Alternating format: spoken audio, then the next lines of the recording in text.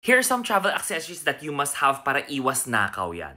So first things first guys, you have to have your own small bag, yung para money pouch mo or body bag mo siya.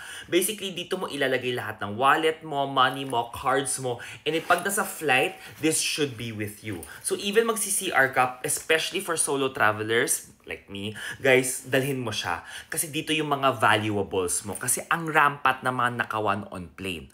Next, guys, pag yung bag mo, let's say your personal bag does not have a lock, just get a small lock like this para at least meron kang lock na pwede mong i-lock yung backpack mo or even yung stroller mo.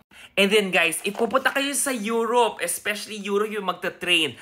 Ito ang kagandahan. I love this lock kasi pakita ko sa inyo to. Sobrang mura lang to, meron yan sa mga apps. These two are very similar, pero this one cute kasi para siyang cow. Anyways, ito siya guys, oh.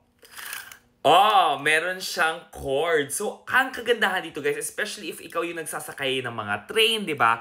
Pwede mong i-cord yung mga maleta mo doon sa luggage compartment. Kasi di ba uso sa Europe, let's say, nagnanakawan ng mga luggage, di mo na nakita, biglang inagaw na pala o ninakaw na pala. Guys, use this. 'Di ba? Ipagdikit mo yung dalawang bag mo, then ilagay mo sa isang poste or doon sa metal bar ng train. Di for sure, safe yung gamit mo. Bongga, 'di ba? And last but not the least, guys, AirTags. If wala pa kayong mga AirTags na to, just put one in your luggage. Put one in your personal bag para if ever mawala, 'di ba?